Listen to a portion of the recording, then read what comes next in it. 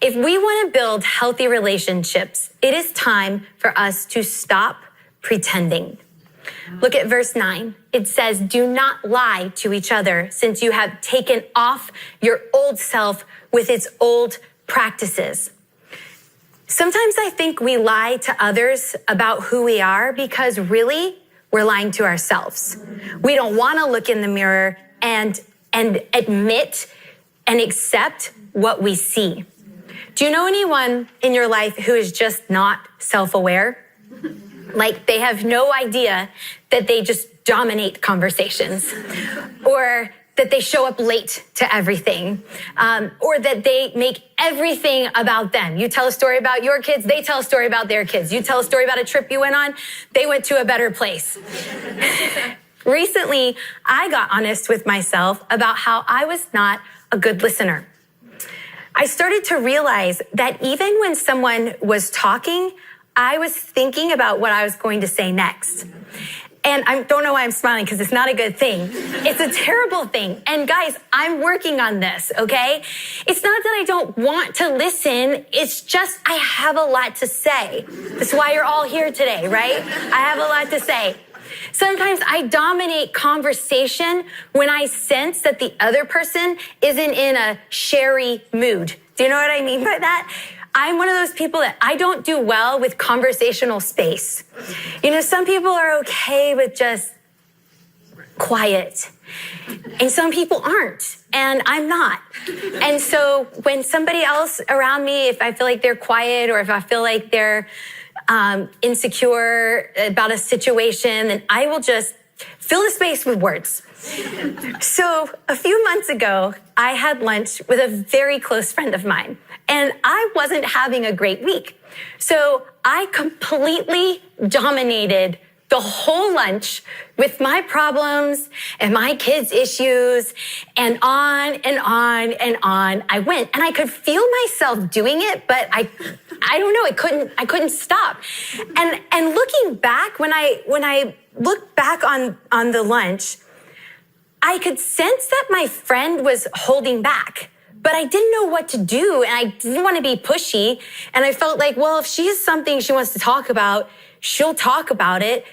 After all, I mean, we've been friends for a long time. So I just kept going. I went on and on. And a few weeks later, she came to me and she just poured her heart out about a major crisis that she had been facing in her family. And when I put two and two together, I realized that she was in the thick of this crisis that day that we had been at lunch. And my problems were not crisis, okay? My problems were just everyday things. Thankfully, we've been friends for years and we have a history together. So she didn't make me feel bad about it. I even said to her, I was like, oh my gosh, that day that we went to lunch and I went on and on, you were going through this. And she was so gracious to me. Maybe she wasn't even ready to share that day, but that's not the point. The point is that I was so unaware that I was dominating the conversation, and I was so consumed with my mini crisis or my perceived crisis that I didn't even realize that she was struggling more than I was. Nobody wants to be friends with someone who doesn't listen and who doesn't pay attention. No one. I have to stand in front of the mirror and I have to say, hello, my name is Holly. I am not a good listener. I'm going to work on this. If you feel like your relationships are struggling, it could be that it's all their fault. If that's the way you want to live, always blaming others, that's your choice. But you do have another option. You can look within and you can be honest. And like Paul says, you can take off the old self. So after I'm truthful with myself, then I have to begin to work on being truthful with others. We live in a world where people are craving authentic relationships, yet we all wear masks. It's a way that we protect ourselves from pain. But if you want to grow and you want to get closer with the people who are in your life, you are going to have to take off the mask. Truthfulness in relationships, it can take on so many meanings. And I'm not really talking about being truthful with your friend and telling her, like, you have lipstick on your teeth, you know? There's a time and place for that, but that's not what I'm talking about. I'm also not talking about when you sit your friend down and you tell her that she really needs to break up with that guy and he's not good for her. There's a time and place for that. What I am talking about is being real.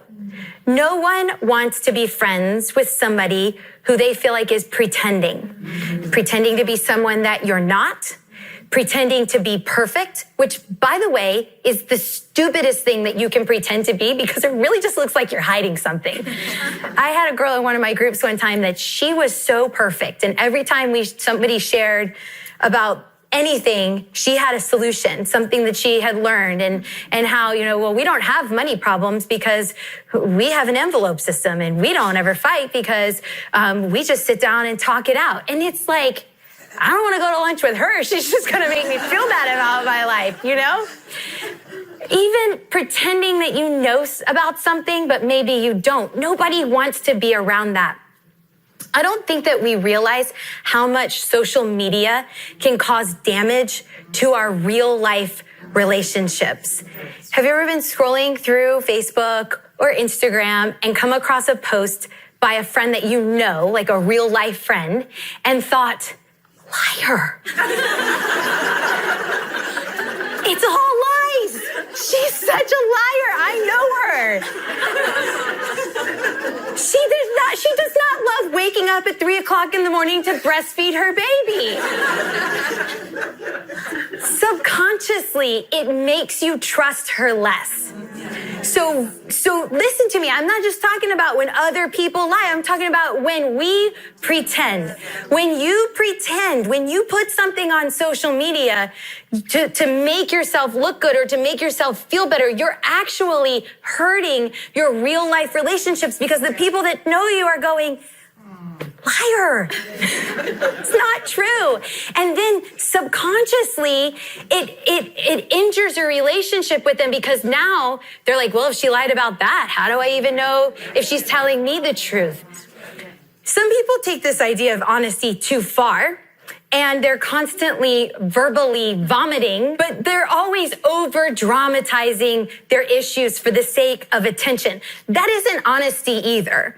Honesty is when we are real with our friends and we are real with our lives and our relationships up close. Just focus on the idea that the people in your life, they don't need you to be perfect.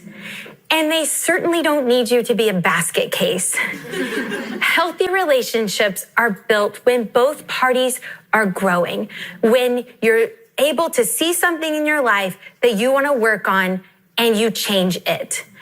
We can all think of someone in our lives who stopped growing somewhere along the way and how difficult they are to be around. I don't want to be that difficult person. Whether they're like that because they experienced some life trauma that they just couldn't overcome, or maybe they just gradually became bitter. These people are impossible to have a healthy relationship because they refuse to change. And I don't want to be that person in someone else's life.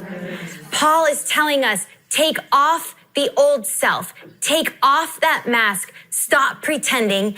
And look at this. Put on the new self, which is being renewed in knowledge in the image of its creator. Let the Holy Spirit reveal one area you can work on personally and just decide, I'm going to grow. For me, it's listening right now. For you, it might be that you need to share more with others. For someone else, it might be simple thing like punctuality and respecting the person that I'm meeting, or remembering people's special days and birthdays. Or maybe I'm going to work on not blaming or not arguing with everyone. I don't mean to spell it out for you. I just want to get your mind in the right direction.